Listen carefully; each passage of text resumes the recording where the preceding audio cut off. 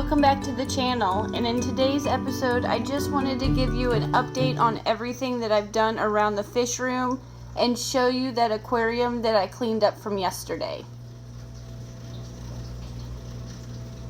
I just want to go around the fish room and show you all the guppies and everything that I've added to the tank recently. I did pick up a new addition for the fish room today, but let me go ahead and show you this tank. I'm going to go ahead and feed these guppies a little bit of these bug bites. It's some insect larvae. Let me show you up here. They seem to really enjoy it. I give them just a small little pinch. And I did go ahead and add that fluval stratum substrate to the tank. And the shrimp immediately, I have ghost shrimp in this tank, they immediately went straight for this and they really enjoy it. So I just kind of spread it out all over the tank. I still don't have any baby fry in this tank right now, but I'm hoping soon. But let me go ahead and show you some of the other aquariums. This is my other 5-gallon aquarium that I currently have my tuxedo guppies in, and as you can see, this ghost shrimp is really liking the substrate. I figured they would, but I didn't know it would be that immediate. I was hoping it would focus a little bit better, but let me go ahead and feed these guys and I will show you. They just really enjoy this stuff, and it's just a really small insect larva. It's called bug bites.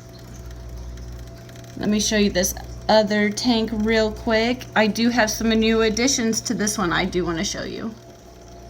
This is my cobra male and a couple yellow females, and then I have this one right here that's more of a bluish tuxedo female that's super pregnant. This will be her first batch, so I'm hoping that they come soon. And then I did get some new fry.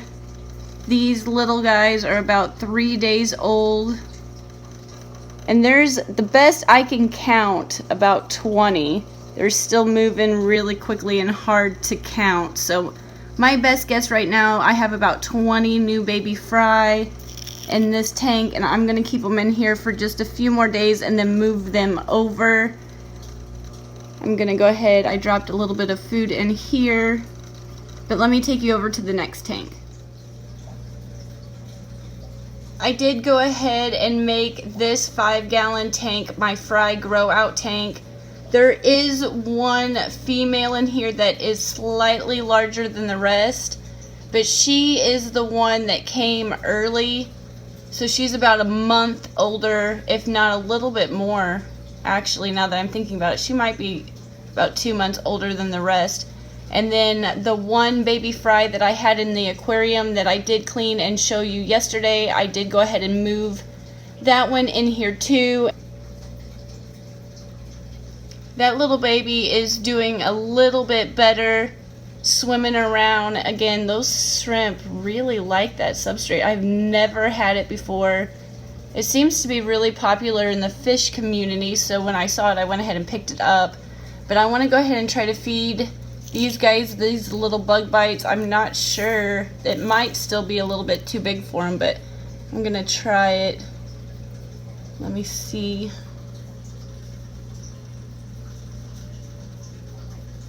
How it goes.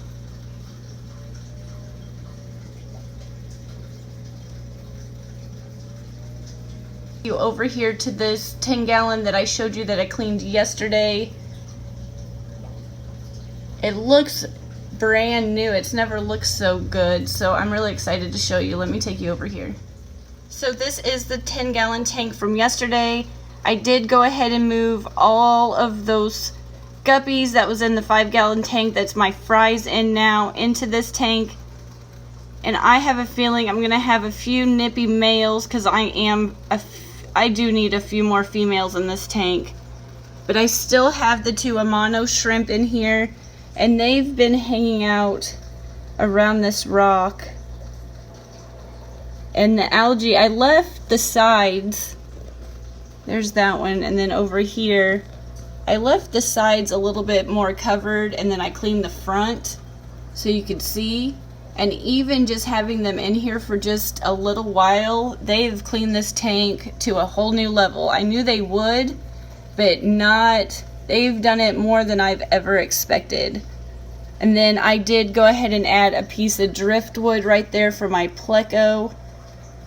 It's a bristle nose pleco, I believe, and it hangs out underneath that filter. It really likes that input right there, that flow. Oh, it's actually, my mistake, right there. But usually when I'm looking for him or her, I'm not sure, it's still young, and usually they develop the bristled nose if they're males.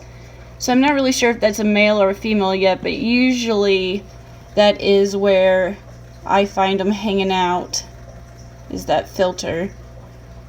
But I've never really had driftwood in the tank, and I've always had plecos, and now that I'm doing so much research on fish and ecosystems and environments and everything, I went ahead and put some in here because it is supposed to help with their digestive system, and I did not know that. So it's an interesting fact, always trying to learn something new.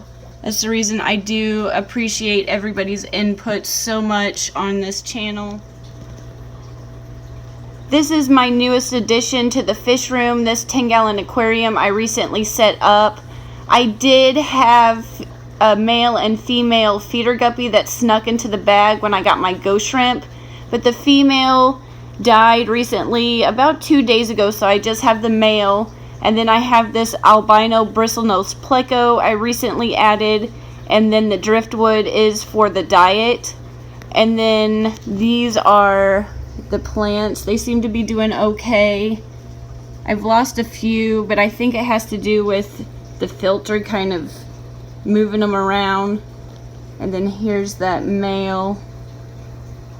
And I don't have any shrimp in here yet, but I would like to add a few. And that's, I guess I overfed some pellets to the pleco I need to clean out. I didn't water change this one yet, but this is the newest addition. I got 2 of these zebra snails, and from what I understand, these do eat algae, but not super quickly. They're more for, people get them more for their looks. They are very pretty, and they can kind of crawl out of your tank and can live, I guess, a couple of days, but you just kind of find them and put them back in, so you do want to be a little careful. And it seems like a couple of them there are a couple white little spots on their shells, and I think that's from a calcium deficiency. So maybe this rock and maybe this substrate down here will help that go away and heal up. And they like a little bit harder water. The temperature's usually about 70 to 80. But if you want them to breed, I guess they enjoy more brackish water. And I would like to get my little green spotted puffers again soon. So I do have plans to make this more of a brackish tank in the future if I can find them. So I'll keep you guys posted. But for right now, I'm just kind of experimenting with them. I don't mind snails, especially with the puffers, because they do kind of eat the smaller ones, but I've never had a snail this large before, so I'm curious to see how they do. And again, I do have 2 in here. The other one's just kind of back in the back of that bag, but I'm gonna go ahead and let them loose. I'm gonna leave you with some footage of these zebra snails being released into this tank. Don't forget to like, comment, share. Don't miss the description box below, and if you haven't already, don't forget to subscribe to the channel for all things Guppy. And thank you for watching. Enjoy!